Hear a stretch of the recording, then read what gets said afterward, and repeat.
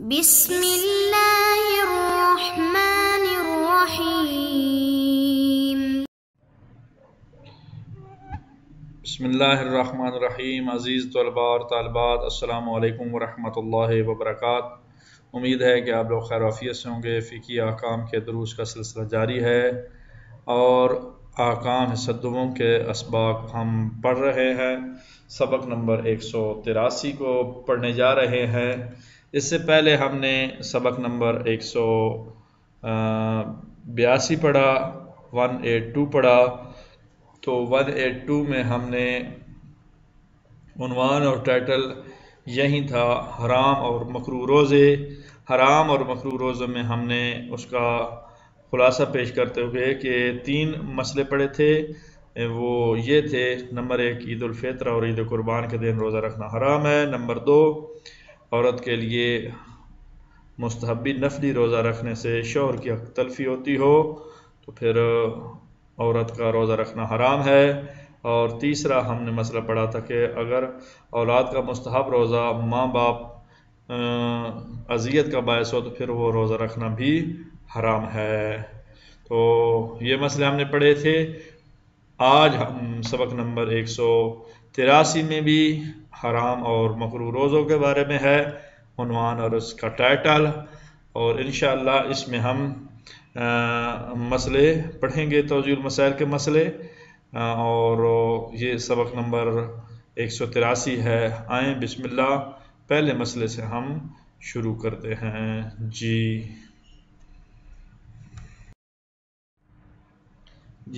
مسئلہ نمبر 1710 ہے، اور یہ اس سبق نمبر 183 کا پہلا مسئلہ ہے، اور وہ حرام اور مکروہ روزوں کے بارے میں بات ہو رہی ہے۔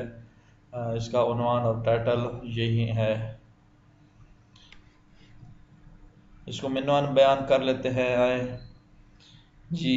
یہ مسئلہ ہے، اگر بیٹا باپ یا ماں کی اجازت کے بغیر مستحب روزہ رکھ لے اور دن کے دوران ماں یا باپ اسے روزہ رکھنے سے منع کریں تو اگر بیٹے کا باپ کی بات نہ ماننا فطری شفقت کی وجہ سے اذیت کا موجب ہو تو بیٹے کو چاہیے کہ روزہ توڑ دے۔ یعنی اللہ تعالیٰ ایک لحاظ سے والدین کی اس اذیت کو عبادت کے مقابلے میں زیادہ اہمیت دیتا ہے، اور یہ بات حقیقت ہے۔ اللہ چاہتا ہے کہ میری عبادت نہ کی جائے اگر والدین کو اذیت ہوتی ہے۔ مستحب عبادت ہے، روزہ کتنی اعلی عبادت ہے، تو اذیت کا موجب اگر والدین کی اذیت کا موجب بنے تو پھر اللہ اس عبادت کو قبول نہیں کرتا، اور یقیناً نہیں کرتا۔ مجھے اس والدین کے احترام، محبت اور اس کی فضیلت کے بارے میں وہ واقعہ جو سورہ بقرہ میں موجود ہے، سورہ بقرہ میں تفسیر نمونہ والے نے لکھا ہے اس کی وجوہات کہ جو حضرت موسیٰ علیہ السلام کے زمانے میں جو قتل ہو گیا تھا ایک شخص، تو اس کے قاتل نہیں مل رہے تھے، تو قبیلے والے، سارے قبیلے والے آئے، جتنے بھی قبائل موجود تھے، تو انہوں نے کہا کہ ہمیں وہ قاتل نہیں مل رہا تھا۔ حضرت موسیٰ علیہ السلام نے فرمایا کہ اس طرح ایک گائے ذبح کرو، تو پھر انہوں نے جان بوجھ کر قاتل ڈھونڈنا ہی نہیں چاہتے تھے، یہ جو بھی وجہ تھی کہ انہوں نے سوال پہ سوال کیا، تو حضرت موسیٰ علیہ السلام نے ان کے جوابات دیے۔ ایسی گائے جو تسر الناظرین ہو، جو بکرا ہو، جو لا اون ولا بکرن، اس طرح جو نہ شادی شدہ ہو، نہ بوڑھی ہو، نہ اس طرح ہو، اس طرح کی وہ جو ہے نا شرائط جب بیان کی تو حضرت موسیٰ علیہ السلام ان کے جواب میں وہ ساری چیزیں جب پیش کیا، اور پھر حضرت موسیٰ علیہ السلام کی قوم نے ایک گائے ڈھونڈی، اور وہ اس کے بدلے میں اتنا سونا دیا کہ جتنا گائے کا وہ چمڑا اور اس جلد میں آ سکتا تھا۔ میرا سوال یہ ہے کہ وہ کون تھا؟ وہ جو چراوا تھا، جو گائے چرانے والا تھا، اس کے بارے میں تفسیر نمونہ میں درج ہے کہ وہ ایسا شخص تھا جوان۔ اس کا ہم قصہ آپ کو سنانا چاہتے ہیں۔ والدین کی اہمیت اور فضیلت میں کہ ایک دفعہ وہ گائے چرا رہا تھا، تو گائے ایک خوبصورت گائے تھی.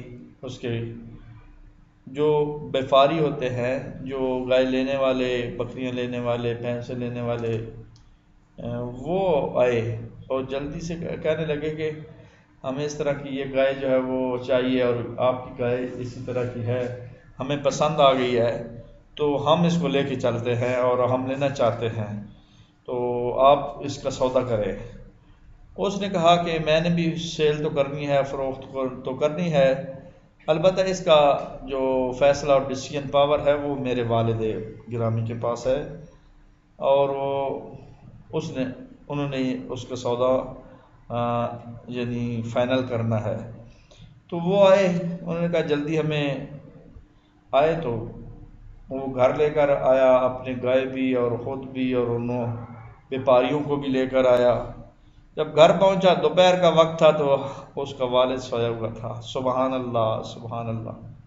یہاں سمجھنے والی بات ہے، جب والد کو سویا ہوا دیکھا تو اس نے جواب دیا کہ دیکھو بھائی، گائے کا سودا تو میرے والد نے کرنا ہے فائنل، لیکن وہ اس وقت سویا ہوا ہے. انہوں نے کہا جگا دو. اس نے بڑا خوبصورت اس نے کہا کہ دنیا کے سودے کے لیے میں ایک والد کے آرام میں خلل ڈالوں؟ یہ نہیں ہو سکتا.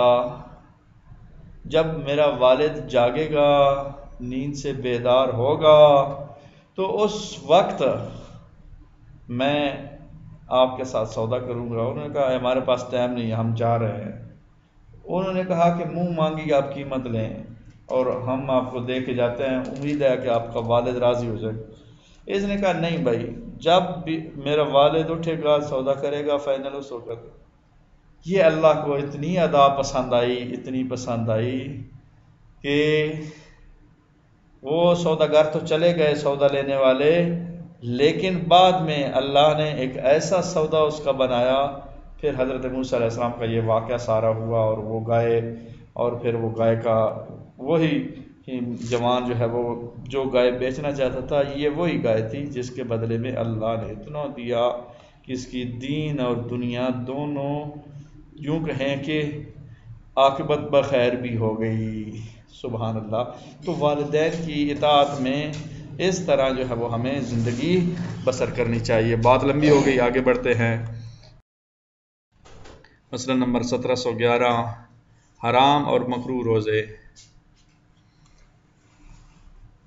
اس کا بھی ٹائٹل اور عنوان یہی ہے. اگر کوئی شخص جانتا ہو کہ روزہ رکھنا اس کے لیے ایسا مضر نہیں، مضر کا معنی نقصان دہ نہیں، کہ جس کی پرواہ کی جائے، تو اگرچہ طبیب کہے، طبیب یعنی ڈاکٹر کہے کہ مضر ہے، تو اس کے لیے ضروری ہے کہ روزہ رکھے. اور اگر کوئی شخص یقین یا گمان رکھتا ہو کہ روزہ اس کے لیے مضر ہے، تو اگرچہ طبیب کہے کہ مضر نہیں ہے، تو واجب نہیں ہے کہ وہ روزہ رکھے. تو روزہ ایک ایسا عبادت ہے جس میں مصالح عمومی ہیں، مصلحت عمومی ہے، عوامی ہے اور ذاتی بھی ہے، دونوں چیزیں. تو اگر کوئی شخص جانتا ہو کہ روزہ رکھنا اس کے لیے نقصان دہ ہے، تو پھر روزہ نہیں رکھنا چاہیے. لیکن اگر ایک شخص جانتا ہے کہ روزہ مضر نہیں ہے، تو جس کی پرواہ کی جائے، اگرچہ ڈاکٹر کہے کہ مضر ہے. دیکھو نا، اس کو زیادہ خود پتہ ہے ڈاکٹر کی نسبت میں روزہ رکھ سکتا ہوں یا نہیں. اپنی باڈی کے بارے میں زیادہ علم اس کو ہے، اور اپنی کیفیات کے بارے میں علم اس کو ہے. اس لیے ضروری ہے کہ روزہ رکھے. اگر کوئی شخص یقین یا گمان رکھتا ہو کہ روزہ اس کے لیے مضر ہے، اگر کسی کو خود پرسنلی فرداً یقین ہو گیا ہے کہ اس کے لیے تو نقصان دہ ہے، تو اگرچہ ڈاکٹر کہے کہ مضر نہیں ہے، تو واجب نہیں ہے کہ وہ روزہ رکھے. ڈاکٹر کا حکم ماننا واجب نہیں ہے، بلکہ ڈاکٹر کی تو ایک رائے ہے. جب رائے ہے تو پھر اس کو اس کے اوپر عمل بھی کر سکتا ہے اس مشورے پر، اور عمل نہیں بھی کر سکتا، لیکن اصل یہ ہے کہ وہ اپنی کنڈیشن، حالت اور صورتحال کا جائزہ لے گا اور دیکھے گا۔ جی آگے بڑھتے ہیں۔ مسئلہ نمبر 1712، حرام اور مکروہ روزے۔ اگر کسی شخص کو یقین یا اطمینان ہو کہ روزہ رکھنا اس کے لیے ایسا مضر ہے، ایسا نقصان دہ ہے کہ جس کی پرواہ کی جائے، یا اس بات کا احتمال ہو اور اس احتمال کی بنا پر اس کے دل میں خوف پیدا ہو جائے، تو اگر اس کا احتمال عقلاء کے نظر میں صحیح ہو تو اس کے لیے روزہ رکھنا واجب نہیں ہے، بلکہ اگر وہ ضرر، ہلاکت یا بدن میں نقص کا سبب ہو تو روزہ رکھنا حرام ہے۔ اس کے علاوہ بقیہ صورتوں میں اگر رجا کی نیت سے روزہ رکھے اور بعد میں یہ معلوم ہو کہ وہ ضرر قابل توجہ نہ تھا تو اس کا روزہ صحیح ہے۔ تو لہٰذا اس کی وہ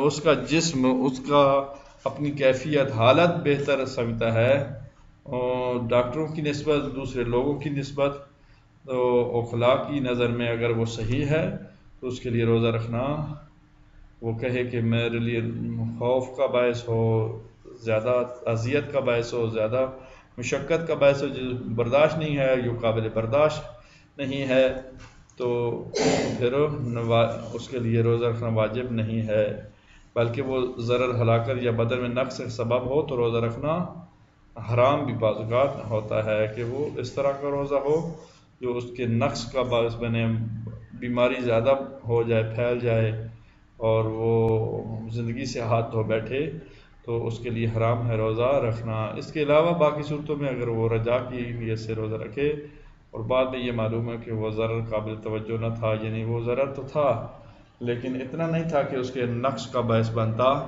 اس کی ہلاکت کا باعث بنتا، تو پھر اس کے لیے ضروری ہے کہ وہ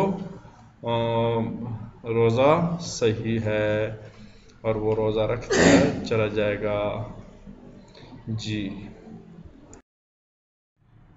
جی تو آج کے اس درس کا خلاصہ یہ ہے، ٹوٹل 2-3 مسئلے ہی بیان کیے گئے ہیں کہ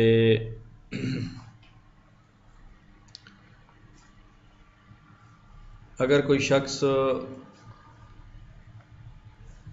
جانتا ہو کہ روزہ رکھنا اس کے لیے مضر نہیں ہے، جس کی پرواہ کی جائے، تو اگرچہ طبیب اور ڈاکٹر کہے کہ مضر ہے تو اس کے لیے ضروری ہے کہ روزہ رکھے، اور اسی طرح اپوزٹ، اگر ڈاکٹر کہے کہ رکھے اور اس کی طبیعت اور اس کی کیفیت اور اس کی کنڈیشن چاہتی ہو کہ نہ رکھے تو پھر نہ رکھے۔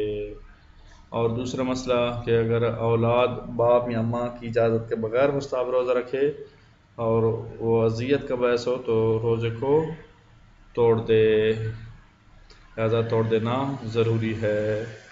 اور تیسرا جو اس سبق میں بیان کیا گیا کہ اگر کسی شخص کو یقین یا اطمینان ہو کہ روزہ رکھنا اس کے لیے قابل توجہ ضرر کا باعث ہے، یا اس بات کا احتمال ہو کہ اس کی بنا پر اس کے دل میں خوف پیدا ہو جائے، تو اگرچہ اس کا احتمال لوگوں کی نظر میں صحیح ہو تو اس کے لیے روزہ رکھنا واجب نہیں ہے۔